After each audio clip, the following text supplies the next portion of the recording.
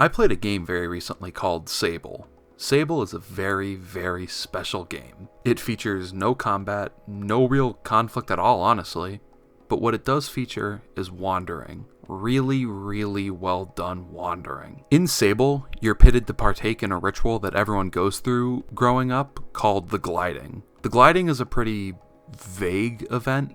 My understanding of it is that you're intended to leave your initial village you grew up in and just experience the world. It's a very interpretive endeavor. There's no right or wrong way to perform it. Purely however each person chooses to take it. In Sable as a game, this means your only overarching task is really to just explore, or more accurately, as I like to say, wander. Wandering as opposed to exploring feels like maybe I'm just digging into the weeds and picking at details that don't need to be picked at, but somewhere in my soul, I feel like wandering is something more special when done right.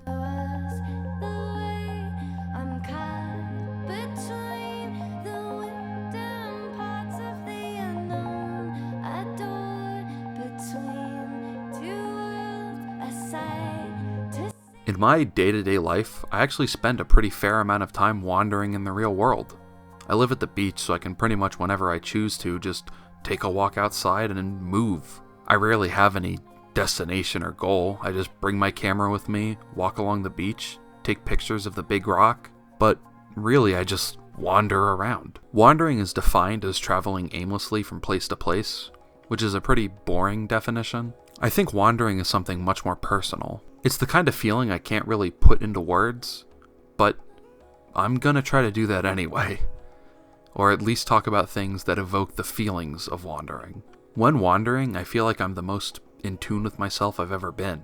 I can throw on some music and just walk around, and while I may be surrounded by people, I'm more alone than ever. But not in like a lonely way, it's like an escape from the busyness of the world. Or stress. When I'm wandering on the beach, just walking aimlessly, I feel like everything makes sense and I can think extremely straight compared to other times. Clearing your own head of outside influence is something pretty difficult to achieve, especially in the modern day. It's really easy to get bogged down and stuck overflowing from just so much information out there. But personally, when I'm walking along the shores, I can reach the closest I've ever came to that tranquility. The feel I get from wandering is hard to describe in words, but surprisingly, it's been evoked in media pretty often. For instance, the 2003 series Kino Notabi, or Kino's Journey, which is an adaptation of Keiichi Sigsawa's light novel of the same name, directed by Takashi Watanabe, is a series that to me really evokes the sense of wandering. It features our titular character Kino and her motor rad Hermes, and they pretty much just wander. Each episode has Kino interacting with new people and communities around the world. Very rarely do we see her spend more than a single episode in one place. Her general conduct as a traveler is to never directly interfere with the affairs of each community. She will visit and act as her title implies, just a passing traveler. She'll learn about the quirks of every community she visits, and usually there are events that occur, but Kino is usually presented as a spectator to these events, and when she takes a more active role, it's a notable occurrence. The series to me is almost presented more as a series of thought experiments than anything else, with each episode offering new customs and events that ask the viewer, like Kino, to be an observer, and while they can have their own opinions, it's not necessarily the place of us wanderers to interfere. With some exceptions. I could go over the stories Kino Notabi presents in various episodes, however that's not really the point of this episode. I wanted to highlight Kino because of how it evokes the feelings of wandering. Everything we come upon along Kino's journey is more something of happenstance than anything else. Unlike many series, it's more meandering with less emphasis on a clear linear plotline. Kino doesn't find any specific societies for any special reasons. She just does because she stumbles upon them while wandering. The atmosphere of Kino Notabi isn't generally one of high-stakes action. It's slower-paced, taking in the world. And, well, I think taking in the world is a big part of wandering. While wandering, I may be the most isolated in mind I can ever be. I think I'm able to feel so isolated because I'm taking in the world.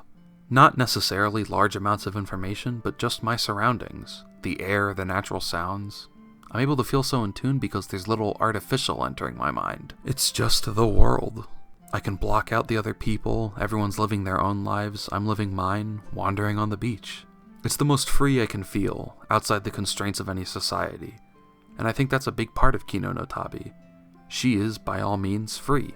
She leaves the places she visits just as fast as she enters them. She's not restrained by anything, really. She just freely travels the world and is able to experience what it has to offer. The freedom experienced in wandering is one of the aspects that leads to the joy it can bring. Another series that is heavily centric around wandering is one I've talked about before on this channel. It's my number one, that being Girls Last Tour. Girls Last Tour is a series that is literally just our main characters wandering. I've talked about it more in depth before, so I don't need to go into too much detail here, but in relevance to this video, Girls Last Tour showcases wandering in the experiences that they find. Every chapter or episode has Chi and Yu experiencing something new, and they all reach these experiences by wandering. It's the most aimless traversal can get, and it shows the value one can find in said aimless traversal. When we find something with them, whether it be other people, architecture, or just interesting objects, we see the reward that can come from wandering. In a sense, it's one of the most pure forms of living. You just move around and stumble upon things. They could be anything. It's a huge grab bag, like life. I do think, however, that the best form of media to exemplify the feeling of wandering would be games. There are a lot of games that heavily feature wandering and the feelings one finds from it. I'd like to focus on a few of them and how they differ in portraying the feelings of wandering. Some would probably be a little confused about my inclusion of Shadow of the Colossus. And no, it's not included because the player character is named Wander. No, I think while Shadow of the Colossus has a mostly barren world, it actually evokes the feelings of wandering in a really strong way. When you're not battling the gigantic colossi, you're likely spending your time riding your horse around the world. As a PS2 game, Shadow of the Colossus doesn't feature the most robust open world imaginable. However, I think the tone it provides for you while you're riding aggro across the open plains, it's really strong. It's hard to match. While you can always shine your sword in the sunlight for direction, it always feels like you're just wandering through a world. Something important, I think, is wandering in Shadow of the Colossus, it doesn't feel like you're in your own world. You're a visitor into the world of someone else. You're wandering and taking in their world. And despite the dated visuals, and despite a lot of the aspects of the game that can make it hard to play because of the passage of time, it still managed to immerse me a lot in the act of just wandering around its world.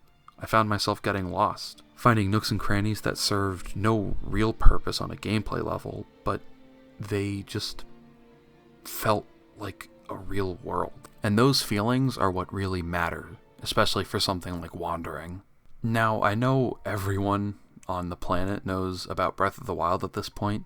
It's a pretty big deal, but I do need to talk about it because it's a really good game for wandering. Wandering within the world of Breath of the Wild is a hard experience to match. It was one of the first open world games I was able to actually sit down and finish because it just mastered those feelings. Meandering and wandering, I think, is the soul of Breath of the Wild. By far, my enjoyment in the game's aspects were all dwarfed by what I experienced just moving around aimlessly.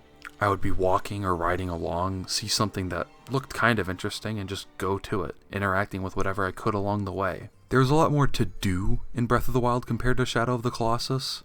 Wandering led to more tangible rewards within the game. Shrines are scattered everywhere. Koroks are more than everywhere. Wandering in Breath of the Wild usually ends up happening to find things. It serves more of a function than it does in something like Shadow of the Colossus. You're constantly being rewarded for exploring. So the act of wandering is almost the game's equivalent to grinding. However, unlike grinding, I take a lot of joy in just wandering. The vast biomes and landscapes Breath of the Wild offers are beautiful. It's a world you can really just take in and experience. There's no right or wrong path through the game. It was one of the most freeing experiences I've ever had. I was given a world and told to just explore. The combat of Breath of the Wild isn't super noteworthy. It was pretty basic, all things considered, and the weapon durability system was both a strength and drawback. It pretty much forced you to use a variety of weapons, which was cool, but it was frustrating because it made any weapon rewards not feel that valuable since they break pretty fast. I personally didn't have too many issues with this because, well, I didn't play Breath of the Wild for the combat, I played it to explore, and I really enjoyed that. However, I can understand why someone would have a problem with that, and that's where I think Elden Ring comes in.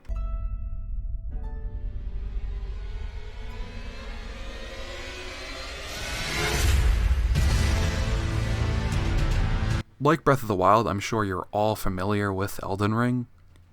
It's a pretty massive game, all things considered, and it's still new.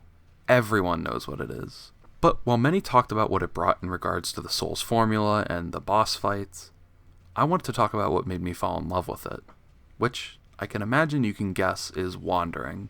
Elden Ring holds an absolutely massive world. The map is huge and packed so densely with content, I'm still in awe about the game on a technical level.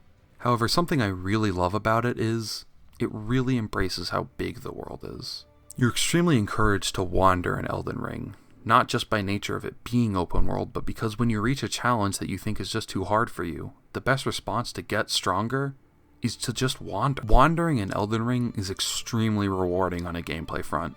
You're practically bombarded with runes to level up, resources to upgrade weapons or summons, dungeons that contain new gear, chests, loot, you name it. There's no shortage of rewards to find for your traveling. Elden Ring is rich with such an unimaginable amount of content, and the best way to reach it all is just pick a direction and go. That's what I did. I would pick a direction and walk as far as I could that direction, and I found so much stuff, it made me fall in love with the game. However, maybe to sound pretentious, it almost sullied wandering for the sake of wandering. We reached a point where there was so much reward for it, even more than a game like Breath of the Wild, that it feels almost more like wandering for the sake of becoming stronger than wandering for its own sake.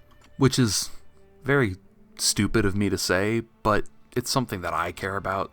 And don't get me wrong, I think it's still an important formula, and Elden Ring is an incredible game. But the inner artsy individual in me wanted to find a game where I could wander purely for its own sake. And that leads me back to Sable. If Elden Ring took Breath of the Wild and made the combat systems much more enjoyable, then Sable took Breath of the Wild and leaned hard into the wandering aspects of it.